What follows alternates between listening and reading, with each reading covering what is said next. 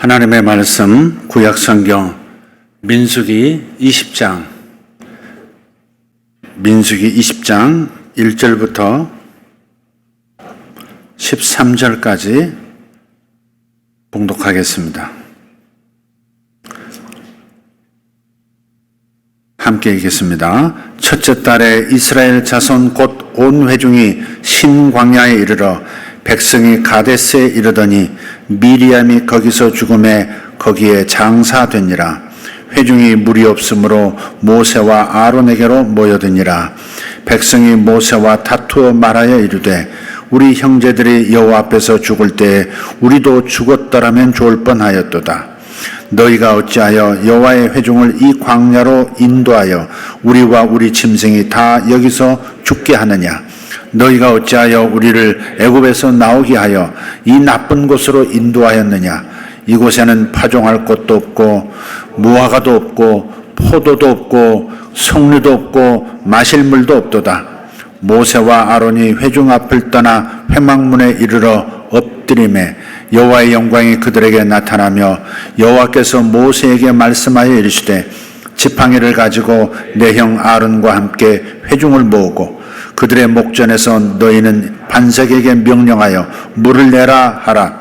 내가 그 반석이 물을 내게 하여 회중과 그들의 짐승에게 마시게 할지니라.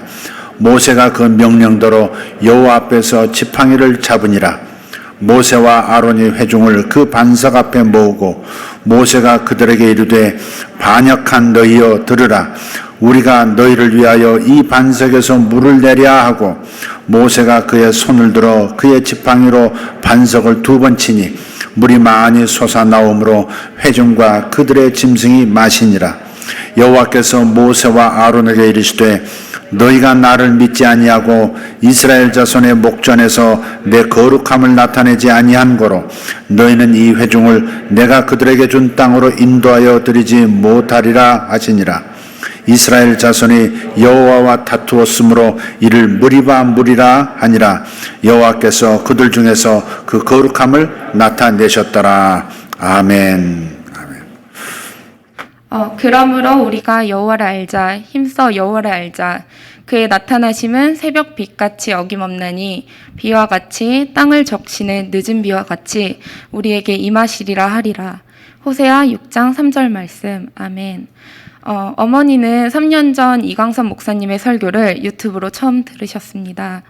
목사님께서는 설교 말씀 중 김아중 장로님에 관한 이야기를 하셨는데 그 내용이 저와 어머니께서 읽으며 은혜와 많은 도전을 받았던 하나님의 대사책에 나왔던 내용이어서 더 집중해서 들으셨다고 하셨습니다. 저의 경우 고등학생 때 방언을 받았지만 그 중요성을 몰라서 하나님 제가 방언을 하는 것 같은데 무서우니 하지 않게 해주세요 라고 기도한 이후로 하지 않았습니다. 그런데 그 책을 읽으면서 방언을 다시 사모하게 되었고 그해 12월 31일 새해가 되기 몇 분 전에 방언을 다시 선물 받았습니다. 그 책 내용 중에 김아중 장로님께서 중국에서 대사로 계실 때 중국 감옥에 갇혀 있던 어떤 한국분을 도울 수 있도록 기도하시고 조언하셨던 분이 이광선 목사님이라는 사실을 아셨고 저희 어머니께서 목사님을 뵙고 싶다는 생각이 간절하셔서 기도하던 어느 날 설교 말씀 중에 기도 사역을 하신다는 메시지를 듣고 예수세계교회에 전화하셔서 기도 예약을 하시고 기도를 받으셨습니다. 목사님께서는 자녀들이 탁월한 멘토와 중보자를 만나도록 기도하라는 말씀을 해주셨습니다. 그 이후 목사님께서 말씀해 주신 기도 사역을 받은 대로 순종하며 탁월한 멘토와 중보자를 만날 수 있는 교회를 찾고자 집중해서 기도하셨습니다. 그렇게 3년이 지났습니다.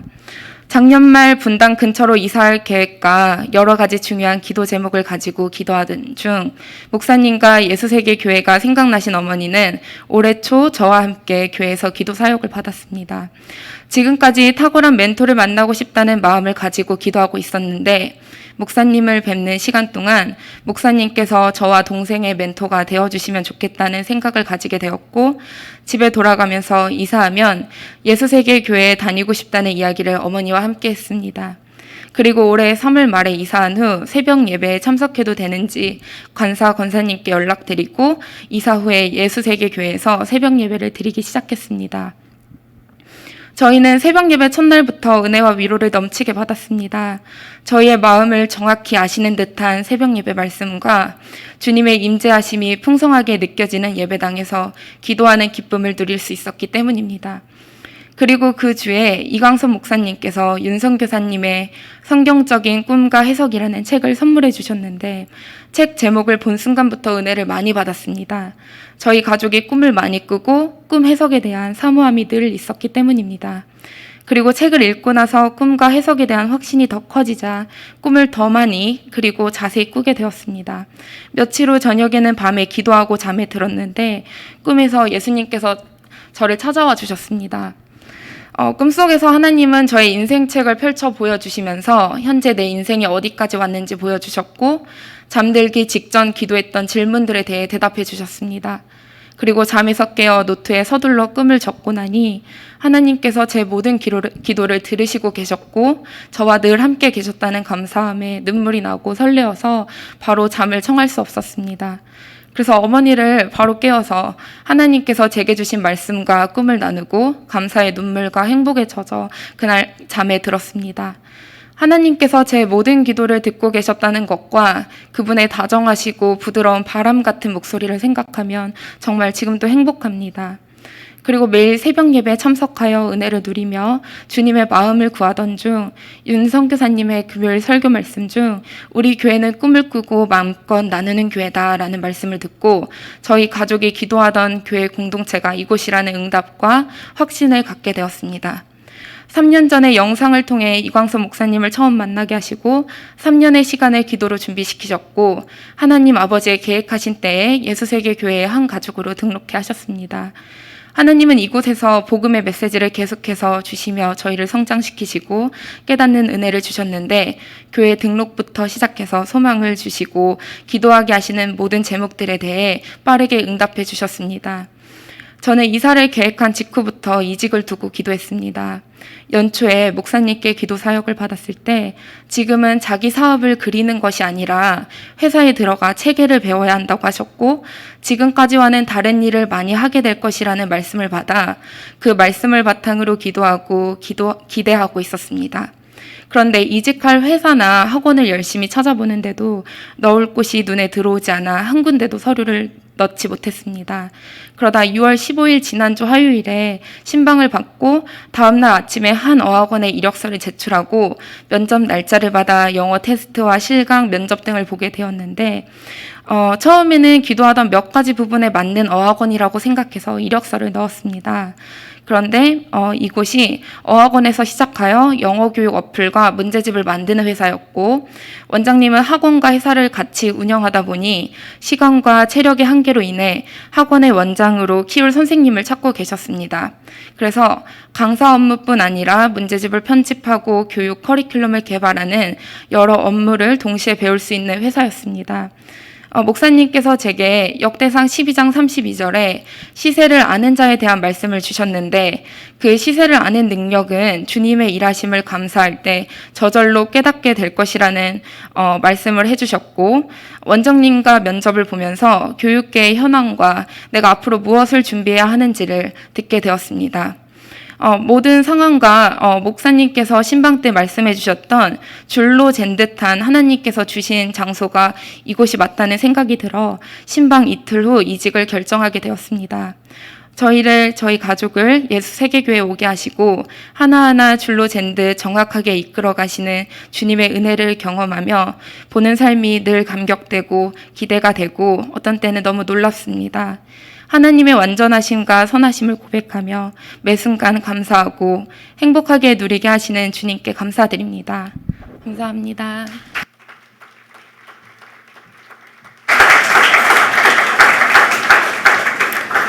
떨지도 않고 야무지게 잘 말하는 거 보니까 선생님 맞네요. 방언을 하다가 너무 무서워가지고 아마 전 이해가 없으니까 아마 당황스러웠었던 것 같아요. 그래서 방언하지 않게 해달라고 했는데 방언이 안 나왔다 그랬단 말이에요. 그건 방언을 거두어가신 게 아닙니다. 하나님 이 은사 싫어요. 그래서 하나님을 거두어가시고 그러는 게 아니라 그것은 자기가 멈추는 겁니다. 자기가 멈추면 하나님도 멈추세요. 하나님이 거둬가신 게 아니고. 그래서 우리 가운데 방언을 과거에 경험했었는데 그 은혜가 안 되었다거나, 다시 말해서 납득이 안 되고 이게 정말 하나님 주신 방언인가 회의가 일어났던 분들 혹시 계시다면 제가 도움을 드리도록 하겠습니다. 다음 주에 광고 겸 말씀을 드릴게요. 다음 주에 예배가 끝난 다음에 저쪽 다른 공간에서 특별히 이 방언, 그러니까 성령 세례를 받고 싶은 남자분들, 또 과거에 방언을 경험했지만은 사용하지 않아서 지금은 사라져버린 것 같은 분들 다시 회복할 수 있는 길을 좀 열어드리도록 하겠습니다. 그래서 한 주간 동안에 좀 잘 준비하고 오시면 좋겠습니다. 마음 준비입니다. 하나님은 거저 은혜를 주시는 분이시기 때문에 내가 잘하고 못하고를 떠나서 은혜를 주실 거예요. 그럼에도 불구하고 주님을 내 육체 가운데서 내 마음 가운데서 경험하는 시간이기 때문에 조금 여러분의 마음 준비는 하고 오시는 것이 좋겠습니다. 여성 동무들이 아니에요. 남성 동무들만 다음 주에 하겠습니다. 그래서 그분들은 이렇게 미리 얘기를 이렇게 저 참석하겠습니다. 저 받고 싶습니다. 얘기하시면 되겠습니다. 저나 저 사모님이나 다른 사역자에게 말씀하시면 되겠습니다. 마음 준비 잘하고 오시길 바랍니다. 음주가무 하시면 안 되겠습니다.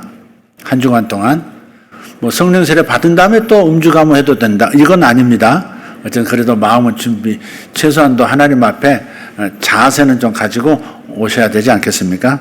그래서 어떤 분이든 남성분들은 성령 세례 경험을 하고 싶으신 분들은, 방언을 경험하고 싶은 분들은 다음 주에 오시면 되겠습니다.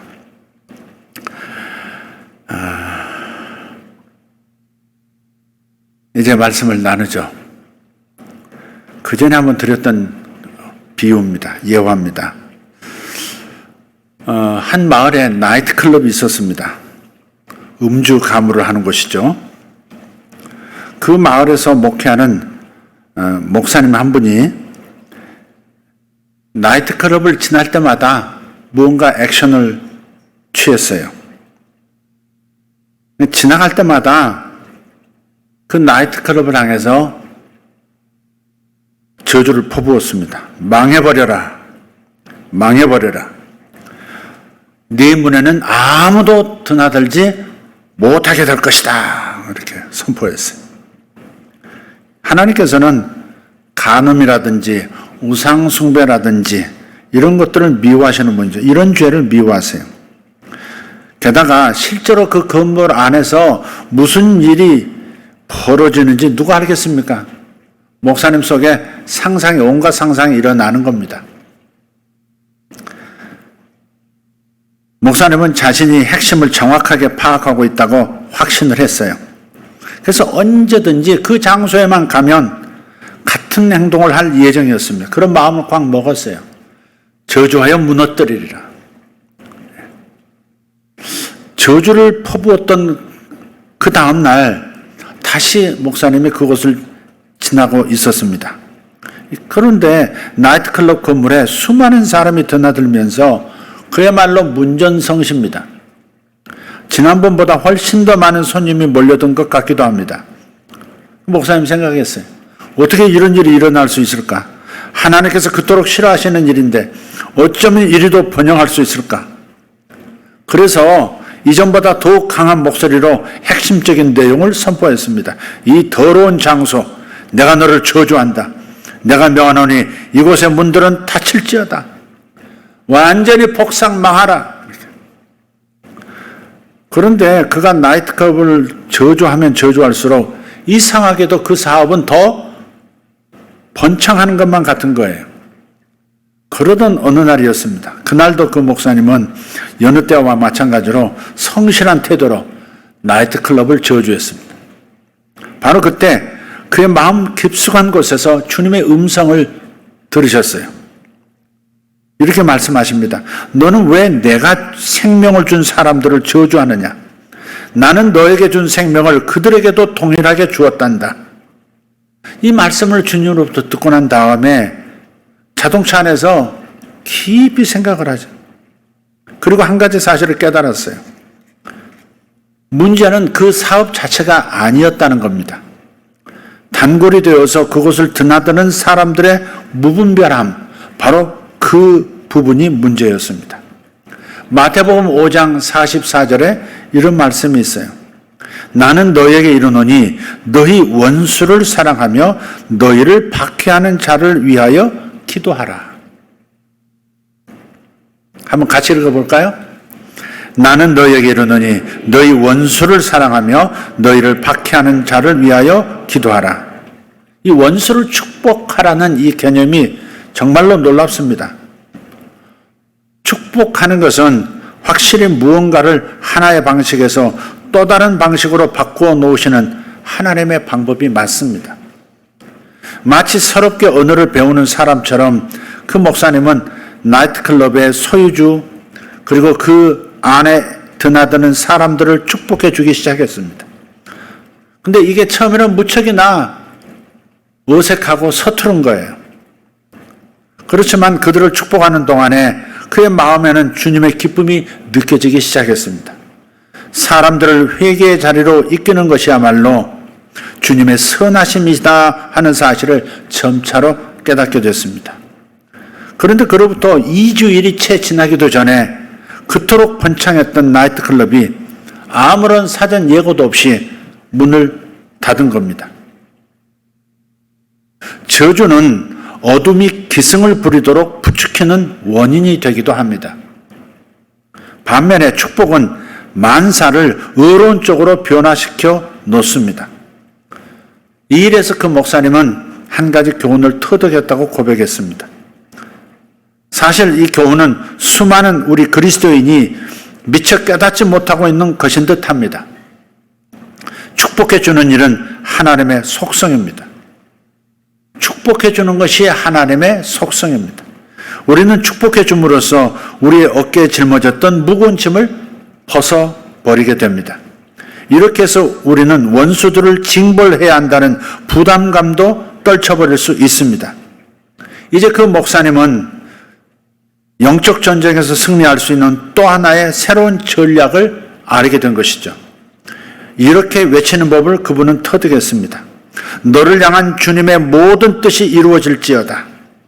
태초로부터 너의 삶을 향한 하나님의 온전하신 뜻이 그대로 성취되기를 선포하노라. 하나님께서 어머니들에게, 아버지들에게 혹은 할아버지 할머니들에게, 주변 사람에게 태어나는 아이에 대한 태몽을 꾸게 하시는 것은 그 태몽을 통해서 하나님의 계획하신, 태초부터 계획하신 그 일이 선포되기를 원해서 그 지식, 그 하나님의 계시를 주신 것이죠. 그래서 자녀들의 현재의 모습을 바라보지 말고 하나님께서 원래 계획하셨던 그 원래의 계획이 풀어지기를 기도하는 바로 그러한 축복하는 태도가 어머니, 아버지의 지혜라 하는 것입니다. 목사님은 바로 그것을 깨달으신 거예요. 나이트클럽 소유주, 너를 향한 하나님의 본래의 계획이 풀어질지어다. 너의 인생에 대한 하나님의 놀라우신 그 위대하신 계획이 풀어지는 역사가 있을지어다라고 선포하는 것이 오히려 더 최선의 기도인 것을 알게 된 것이에요. 하나님께서는 그 나이트클럽을 상습적으로 드나드는 사람들에게도 계획을 가지고 계셨습니다. 주님의 계획은 단순히 그들이 나이트클럽의 출입을 중단하는 것에 있지 않으셨습니다. 사이비 이단에 대해서는 어떻게 생각하시겠습니까? 사이비 이단에 대해서 우리는 무너지라고, 망하라고, 그래야 많은 사람이 자유를 얻는다고 생각하고 핵심 기도의 내용이 이래야 된다고 생각하고 그렇게 기도도 했습니다. 저도 그렇게 했습니다. 그래서 이제는 좀 다른 하나님의 관점을 좀 가질 때가 됐다는 감동을 하나님 주셨어요. 오늘 설교의 요지가 바로 여기 있습니다. 오늘 장로님 북한 정권에 대해서도 북한의 인민들과 정권을 분리해서 악한 정권이 무너져 내리고 그래서 인민이 자유를 얻게 해야 한다는 기도를 하나님 앞에 올리셨어요. 우리는 그러기를 원해요. 정말. 그러기를 원했었어요. 그러나 우리가 그렇게 되어지기를 원하는 방식이 책망하고 저주하고 하는 방식이 아니라 다른 방법, 더 높은 차원의 방법이 있다는 사실을 이제는 받아들여야 될 때가 됐다는 겁니다. 그래서 북한 정권에 대해서 다른 방법, 다른 하나님께서 세우신 그런 새로운 계절을 맞이할 수 있는 새로운 방식이 있다는 사실을 인정하고 그렇게 이제 기도해야 될 것 같습니다. 김정은을 위해서 기도하다 보면 김정은이 망하고 그 자리 쫓겨나기를 기도하는 것이 아니라 그를 향해서 하나님이 가지신 계획이 있다고 생각한다면 다른 기도가 나오기 시작할 수 있다는 겁니다. 그래서 김정은을 위해서 기도하다 보면 그가 불쌍하는 그 영혼의 상태를 보면서 불쌍히 여기는 마음이 일어나고 그러면서 그에게 선한 마음이 부어지도록 축복하기 시작할 것이고 하나님의 성령께서 그 축복을 풀어서 역사하시면 그에게 변화가 일어날 수 있다고 믿습니다. 또 주변에서 그를 부추겨서 상위 1%가 모든 것을 독식하는 그러한 구조가 오히려 풀어지는, 깨지는 역사가 있을 것이고 모든 사람이 리더와 국민들이 함께 복을 누리는 단계로 접어들 수 있다고도 믿습니다. 따라서 이제부터는 북한에 대해서 기도할 때도 제가 해왔던 그 방식 말고 지금 새롭게 소개하는 이 방식으로 축복하면서 기도할 수 있기를 부탁합니다. 선포는 축복을 풀어놓습니다. 이것을 위해서는 반드시 우리의 혀를 사용해야죠. 우리는 축복하는 동안에 문자 그대로 예언을 하거나 혹은 하나님의 생기를 내쉽니다. 하나님의 푸뉴마, 하나님의 영을 내뿜습니다. 예수님께서 부활하신 다음에 제자들 향해서 숨을 내쉬며 가라사대 성령을 받으라 이렇게 하셨다. 성령을 받으라. 우리의 말에 하나님의 성령이 함께 하셔서 우리가 호흡과 함께 내뱉는 그 축복의 선포가 성령의 생기를 불어넣는 일이 될 수 있다는 겁니다. 한번 생각해 보십시오. 축복해 주는 일은 결코 가볍게 다룰 사항이 아닙니다. 우리는 축복을 내쉼으로써 하나님의 권능이 어떤 사람과 어떤 상황 속에 역사하도록 풀어놓습니다. 그래서 잠언 18장 21절에 이렇게 말씀해요. 죽고 사는 것이 혀의 힘에 달렸나니 혀를 쓰기 좋아하는 자는 혀의 열매를 먹으리라. 우리가 자주 묵상하는 말씀입니다. 혀에는 힘이 있다는 겁니다. 최근에 대한민국에서도 이 방산 그 무기를 만들어내는 그 기업에서도 연구하고 있다는 말을 들었습니다. 미국에서는 이미 성공을 했고요. 레이저포인데 포탄을 이렇게 쏴서 뭔가를 떨어뜨리는 방식이 있는데 이 레이저포는 전기를 충전해가지고 아주 강력한 전기를 만들어서 레이저 상태로 만드는 거죠. 그래서 그 표적을 향해서 쏘면 1초, 2초면 금세 표적에 도달하고 표적은 그냥 파괴돼서 떨어지는 겁니다. 근데 이게 돈도 적게 드는 포탄 한 발에 1억씩 하는 미사일 한 발에 5억, 10억씩 하고 그러는 상황이에요. 그래서 저쪽에서 쏘는 그 미사일이나 포를 격추시키는 방식. 그래서 아주 비싼 포를 쏘고 미사일을 쏘는 겁니다. 근데 요 방식, 레이저포라고 하는 것은 전기료만 들어가는 겁니다. 그것도 크게들 한 번 쏘는데 $2인가 들어간다고 그래요. 제 기억이 맞다면. 그러니까 그러면서도 정확도도 분명하고 그리고 강력하고 빠르게 격추해서 떨어뜨릴 수 있고 만약에 한국이 그것을 빨리 개발해 낸다면 이스라엘이 가지고 있는 그 아이언돔인가요? 그것을 능가하는 방어 체계를 갖추게 될 겁니다. 그런데 바로 이렇게 충전된 상태, 강한 에너지가 충전된 상태에 있는 지체가 뭐냐? 바로 혀라는 겁니다. 인체에서 가장 강력한 환경을 바꾸고 삶을 바꾸고 주변 세상을 바꿀 수 있는 가장 강력한 능력이 혀에 장착이 되어 있다는 겁니다. 그래서 그렇게 말씀하죠. 죽고 사는 것이 혀의 힘에 달렸나니, 혀에 담겨있는 에너지에 달렸나니, 그래서 혀를 쓰기 좋아하는 자는 반드시 그 혀의 열매를 먹게 될 것이다. 죽게 되는 것도 혀를 통해서, 살게 되는 것도 혀를 통해서, 실패도 혀를 통해서, 성공도 혀를 통해서. 간증을 하라고 하는 이유가 거기 있습니다. 하나님 앞에 영광도 되지만 또 그렇게 하나님 하신 일을 시인함으로써 자기 인생을 다시 한번 축복하는 행위가 되는 겁니다. 그래서 또 다른 축복이 이어지도록 만드는 것이죠. 우리 혀에는 능력이 충전되어 있는 기관이라는 사실을 잊지 말기를 바랍니다. 그래서 우리는 몸의 일부인 혀를 반드시 통제해서 살리는 일에 써야 합니다. 축복함으로써 살리는 일에 써야 하는 것이고, 의로운 삶으로 변화되게 하는데 혀의 힘을 사용해야 합니다. 이제 본문으로 한번 가보십시다. 본문이 그려지는지 모르겠습니다. 불쾌지수 1000%가 될 것 같은 날이 있습니다. 우리도 그렇습니다. 불쾌지수 200%, 이건 500%야, 이건 1000%야, 그럴 때가 있어요. 이스라엘 백성들에게 그런 날들이 있었습니다. 물이 없는 거예요. 태양은 마치 모든 것을 태울 듯이 이글이글 타올랐습니다. 아무리 가도 끝없이 메마른 땅만 펼쳐집니다. 수분이라는 수분은 모조리 증발되어 버렸어요.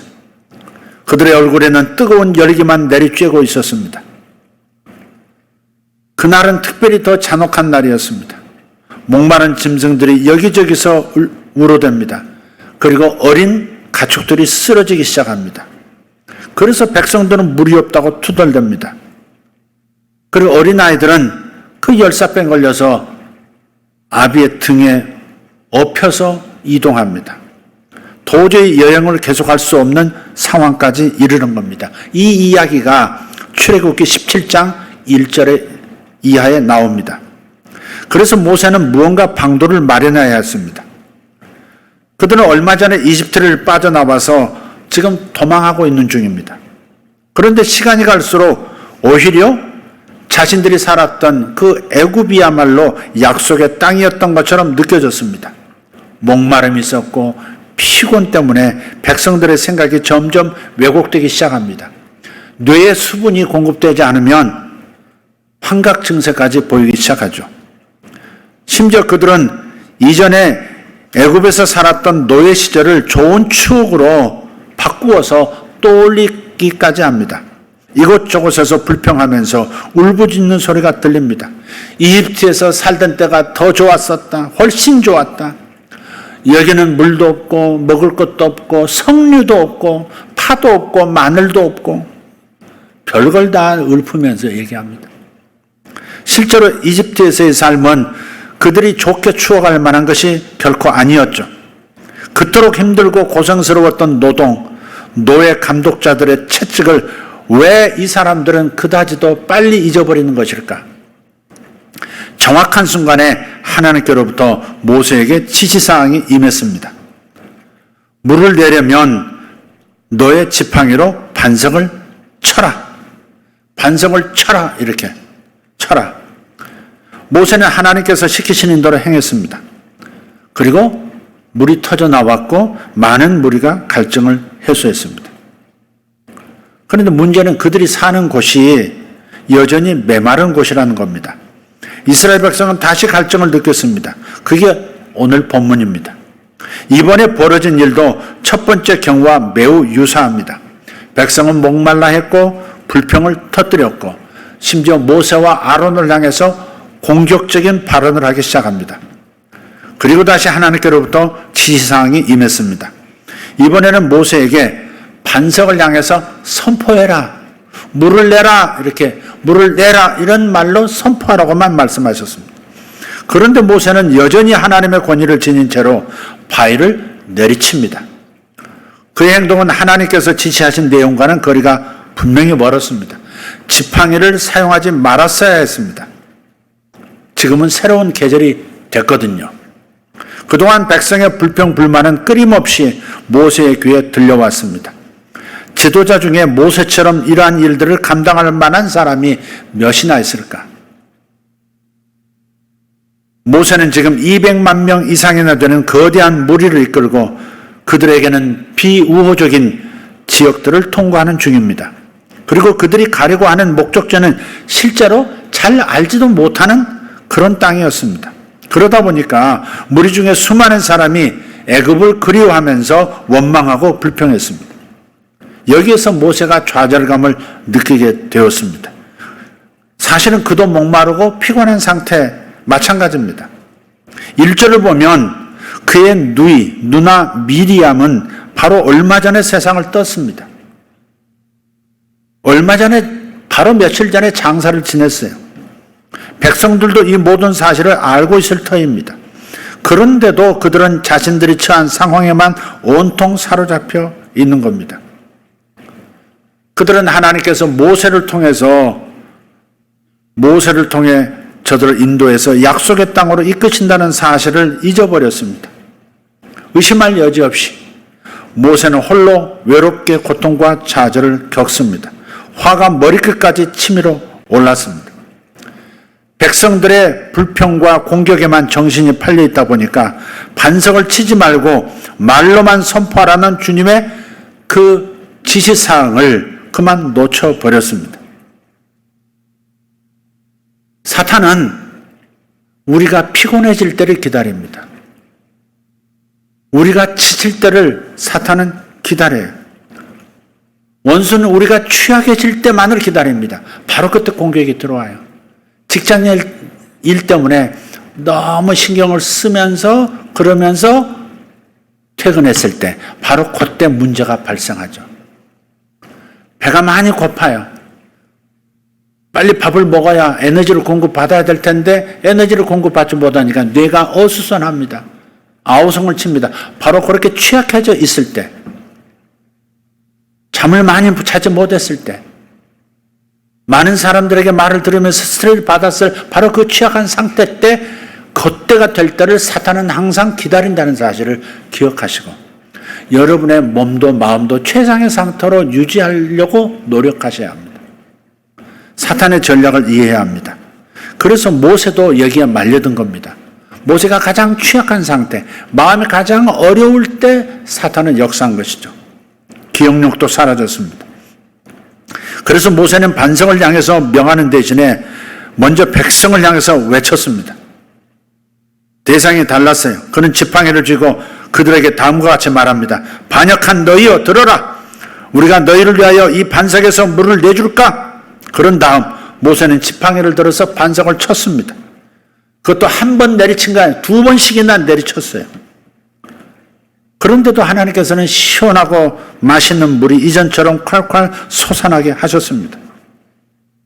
오늘 이야기의 마지막을 보면 모세는 이 일로 인해서 백성을 이끌고 자신과 함께 백성들이 약속의 땅으로 들어가는 그 여정에 종지부를 찍고 말았습니다.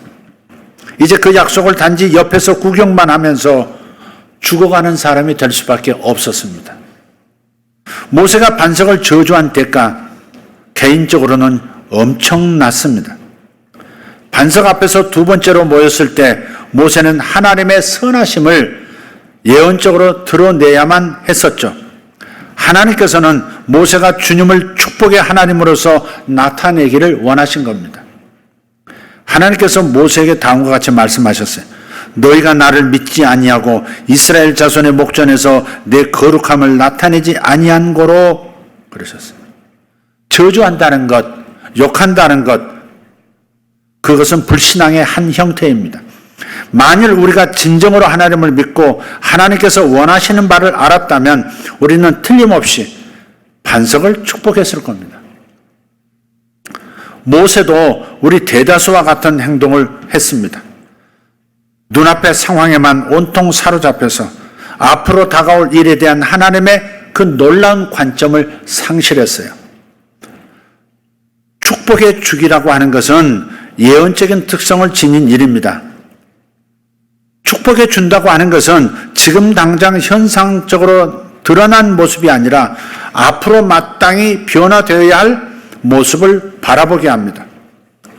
다른 말로 축복은 지금의 상태가 아니라 되어져야 할 모습을 선포하는 것이 축복입니다. 하나님께서는 야곱으로 보시는 것이 아니라 자신도 타인도 가족도 야곱을 야곱으로, 지렁이 같은 야곱, 발뒤꿈치를 잡는 야곱, 남의 약점 잡는 야곱, 그 야곱으로 보신 것이 아니라 이스라엘로 보셨다는 것. 하나님과 동행하는 자, 하나님과 겨루 이긴 자, 이스라엘로 보셨다는 사실입니다.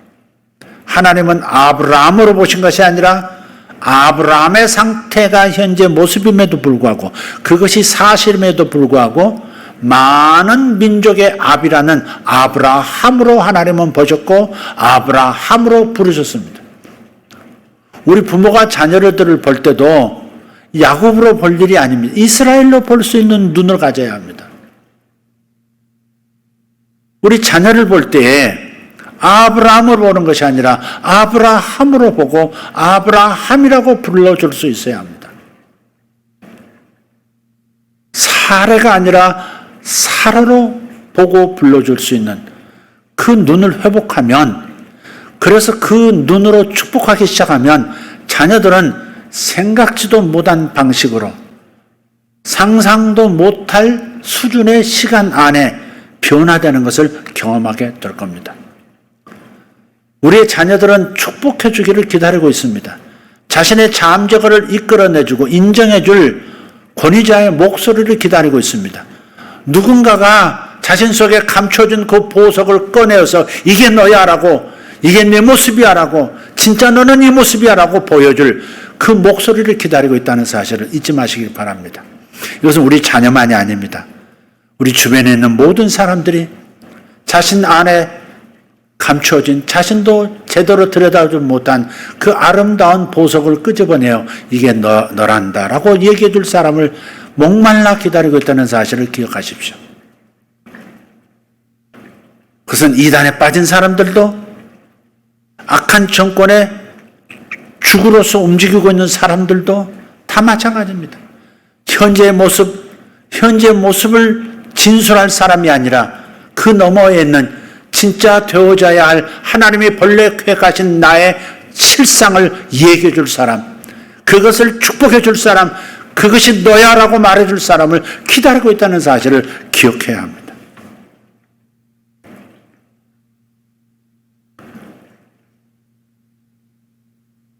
하나님에 대한 불순종은 이유 여하를 불문하고 축복을 받기에는 합당하지 못합니다.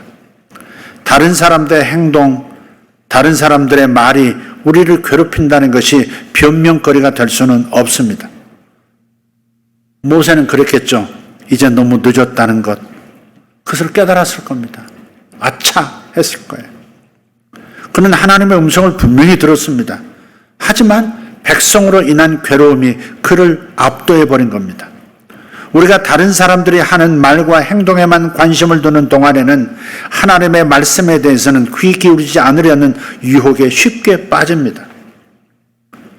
어떤 의미에서 축복하지 않고 현재 부족한 부분을 진술하는, 어떤 의미에서 그것은 저주죠.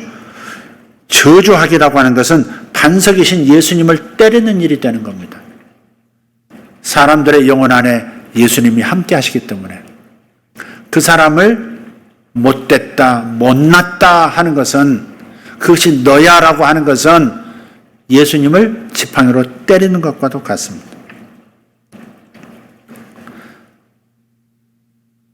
사실 모세가 첫 번째 반석을 쳤던 것은 바로 구약 속의 신약이라고 할 수 있는 반석은 곧 예수님을 예표를 하고 있었죠. 예수님을 나타내고 있었어요. 먼 훗날 메시아께서 오셔서 온 백성들을 대신해서 저주받으시고 십자가에서 죽어야 할 일을, 죽으셔야 할 바로 그 일을 예언적으로 보여주는 행동이 바로 모세가 반석을 지팡이로 치는 일이었습니다.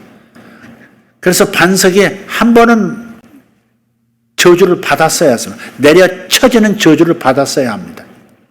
그러나 그 다음 메시아께서 그 반석께서 해놓으신 일로 인해서 그 다음부터는 이제는 다시 예수께서 내려침을 당하는 것이 아니라 그때부터는 그냥 물을 내라 이렇게 생명수를 주십시오 라고 말만 해도 생명수가 콸콸 쏟아지는 역사, 예수께서 십자가에서 대신 죽어주시고 부활하신 그 다음부터는 그저 예수께서 해주신 일을 믿고 구하기만 하면, 선포하기만 하면 그대로 하나님의 축복의 생명수가 쏟아져 나오도록 하는 그런 역사를 예표하는 일인데, 모세는 하나님의 이 중요한 예언적 퍼포먼스를 그만 잊어버리고 놓쳐버리고 반석을 2번이나 침으로써 예수님을 또다시 십자가에 못 박는 것과 같은 그런 일을 하고 만 것입니다.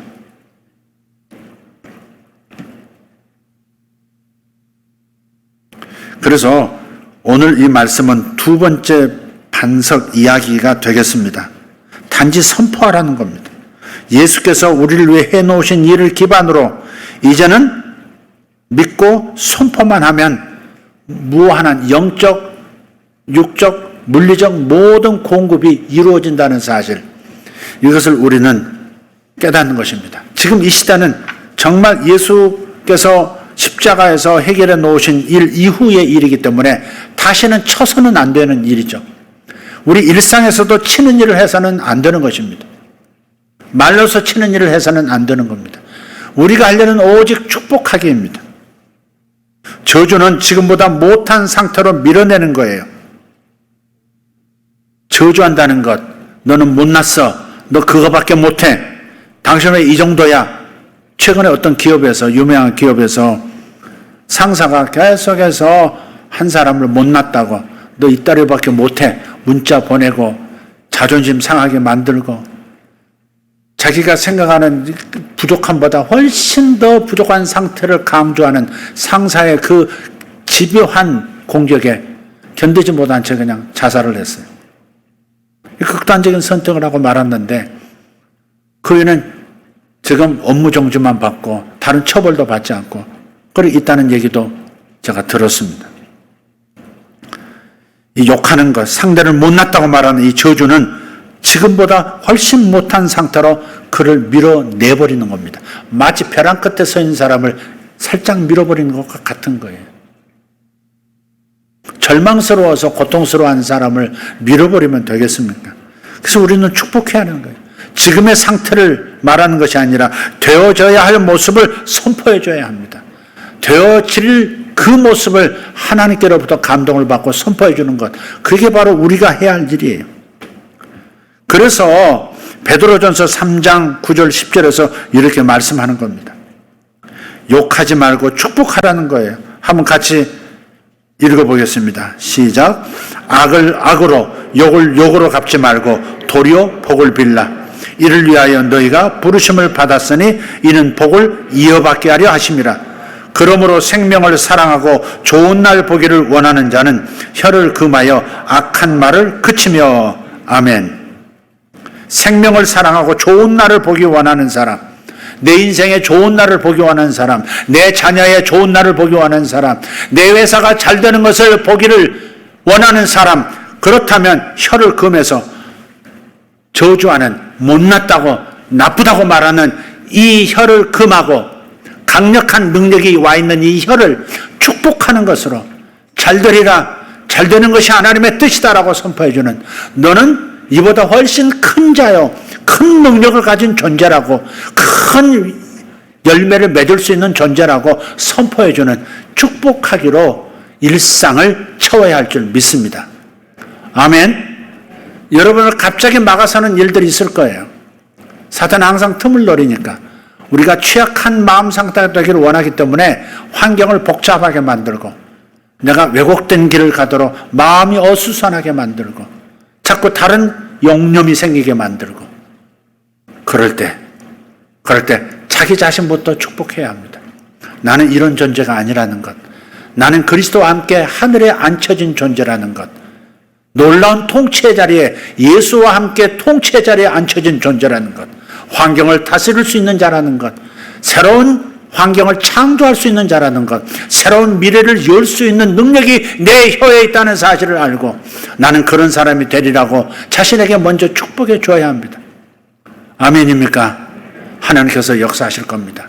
오늘 아침 제가 집을 나서서 엘리베이터가 도착할 때까지 멍 때리는 눈으로 바깥 풍경을 창문을 통해, 복도 창문을 통해서 보고 있었습니다. 근데 먼 하늘 쪽을 이렇게 아파트와 아파트 사이에 열린 그 하늘을 바라보고 있는데 그런 마음이 들어오는 거예요. 내 생각인지 주님께서 하신 말씀인지는 잘 모르겠어요. 그러나 이런 말씀이, 내가 오늘 너희에게 나를 나타내리라. 두 번이나 내가 나를 너희에게 오늘 나타내리라. 여러분, 하나님께서 여러분에게 나타나실 줄 믿습니다. 선하신 모습으로, 선하신 길로 인도하시는 하나님의 능력, 그 모습으로 나타나 주실 것입니다. 이번 한 주 기대하시길 바랍니다. 우리 귀한 하나님의 딸이 자신에게 일어난 좋은 일들을 진술했습니다. 여러분에게도 더 좋은 일이 일어날 줄 믿습니다. 기대하며 사시길 바랍니다. 여러분은 복을 받기로 정해진 사람들입니다. 영의 복도 받았고 마음의 복도 받을 것이고 육체에도 복을 받을 것이고, 사랑하는 자여 내 영혼이 잘된 같이 네가 범사에 형통하고 몸도 강건하게 될지어다 라고 하셨던 요한 3서 2절의 역사가 여러분에게 나타나도록 주님은 역사하실 겁니다. 그러니 좋은 일이 일어날 것을 기대하시고 미리 기뻐하시길 바랍니다. 미리 기뻐하십시오. 그게 믿음입니다. 한번 웃으십시오. 우하하하 이렇게. 우리 시아가 여기 오면 가끔 그 허스키한 목소리, 어떻게 저렇게 기도원 원장 같은 목소리가 나오니, 웃는 것도 까치가 깍깍대는 것 같아요. 앞에 나와가지고 저 나무를 가르치면 아하하하 하니까 뭔가를 보면서 즐길 줄 아는 거예요. 그게 그 안에 그런 하나님의 은총이 그 아이에게 있는 것 같아요. 만세를 보면서 걔가 돌 때 제가 돌 예배를 이제 인도를 했는데, 그 돌이 얼마나 애들한테는 스트레스입니까? 생전 뒤집어 쓰지 않던 옷 입히지, 머리에 이상한 거 막 밀어놓고 계속 벗으려고 하면 다시 끼워 넣지, 여기 깎고 가면서 사진 계속 찍어대지, 물방울 뿌려가면서 또 사진 찍지. 그 날씨도 추웠던 때 바깥에서 사진 찍고 안에서 사진 찍고 계속해서 어른들 만족하는 거 돌잔치입니다. 애가 아닙니다. 애한테는 스트레스. 그런데 그 돌잔치 내내 예배하는 동안에도요, 단 한 번도 짜증을 내질 않더라고요. 짜증을 내는 걸 나 처음 봤어요. 어쩌면 돌 때 그렇게 귀찮아하고 내지 않는 아이가 있을까? 처음 봤어요, 제가. 다 조금씩 한 번쯤은 애들이 짜증 내거든요. 지치니까. 걔는 안 그러는 거예요. 그때부터 목소리가 기도원 원장이야. 그 소리를 들을 때마다 마음이 즐거운 거예요. 그리고 저도 하나님 앞에서 내가 얼마나 하나님께 사랑받는 존재인지, 얼마나 큰 복을 받도록 작정된 자인지를 생각하면서 그렇게 한번 웃습니다. 이렇게. 그렇게 의도적으로 한번 웃으세요. 여러분은 하나님의 사랑을 받는, 전능하신 그분의 지원을 받는 분들입니다. 여러분의 인생에는 하나님께서 항상 먼저 가셔서 장애물을 치워놓으시고, 롯이 바닥에서 이삭을 줍고 있을 때, 룻이 이삭 죽기를 남의 밭에서 하고 있을 때, 나달 떨어진 것을 줍고 있을 때, 예수님을 뜻하는 그 보아스는 밑에 있는 사람들을 시켜서 단체, 다발체 떨구지 말고 다발체 몇 발자국 건너서 한 단씩 떨고 놓으라고 그랬습니다. 그래서 룻이 이렇게 가다가 하나씩 짚다 갑자기 추수를 하고 다 걷어가야 될 텐데 뭉치로 이렇게 떨어져 있는 겁니다. 이삭이 뭉치로 떨어져 있어요. 또 얼마 가면 또 이삭이 뭉치로 떨어져. 그래서 그날 어마어마하게 수확해서 어머니에게 돌아오는 이야기가 있습니다. 하나님께서 우리 인생에 그렇게 마음껏 가져가도록, 마음껏 갖다 누리도록 장애물을 제거하시고 좋은 것들을 떨고 놓으시고 그것을 우리가 발견하도록 인도해 가실 것입니다. 하나님이 이번 주간 여러분에게 나타나실 줄 믿습니다. 기도하겠습니다. 주님께서 절대 탓하지 말고 욕하지 말고 저주하지 말고 축복하라 하셨습니다. 우리가 탓하고 불평하는 것을 저주하는 수준으로 여겨야 합니다. 탓하는 것은 저주하는 것이다 라고 그렇게 생각하셔야 합니다. 하나님께서 계획하신 일을 무시하는 행위를 내가 하고 있다 그렇게 생각하시고 이제부터는 어떤 원수 같은 일을 하는 사람, 이 땅에서 반드시 속히 제거되어야 할 사람이라 할지라도 그렇게 여겨진다 할지라도 저주하기보다는 축복하는 형태로 기도하시기를 바랍니다. 하나님께서 생명을 여러분에게 보이실 것이고 좋은 날들을 오히려 여러분에게 선물해 주실 겁니다. 기도하겠습니다. 주여 한 번 하고 통성으로 기도합니다. 주여 악을 악으로 욕을 욕으로 갚지 말고 도리어 복을 빌라. 이를 위하여 너희가 부르심을 받았으니 이는 복을 이어받게 하려 함이라. 복을 유산으로 받게 하려 하심이라. 그러므로 생명을 사랑하고 좋은 날 보기를 원하는 자는 혀를 금하여 악한 말을 그치라. 주여 감사합니다.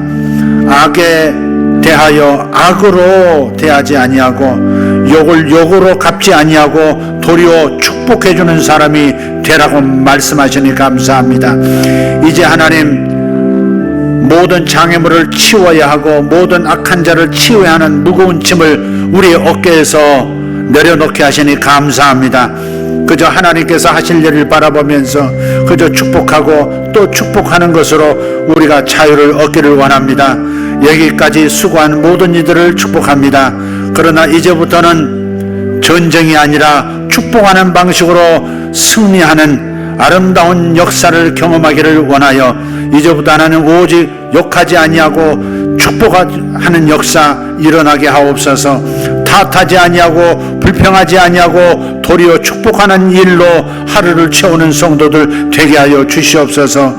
제 입술에도 항상 축복하는 일로 가득할 수 있도록 다시 마음을 고쳐 먹습니다. 하나님 불평하지 않게 하시고 탓하지 않게 하시고 원망하지 않게 하시고 오직 축복으로 바꾸는 종이 되게 하여 주시옵소서. 아버지 하나님 역사해 주심을 감사합니다. 지금의 상태가 아니라 되어져야 할 모습을 바라보고 선포하는 우리가 되게 하여 주시옵소서. 감사드리옵고 우리 주 예수님 이름으로 기도하옵나이다. 아멘. 아멘.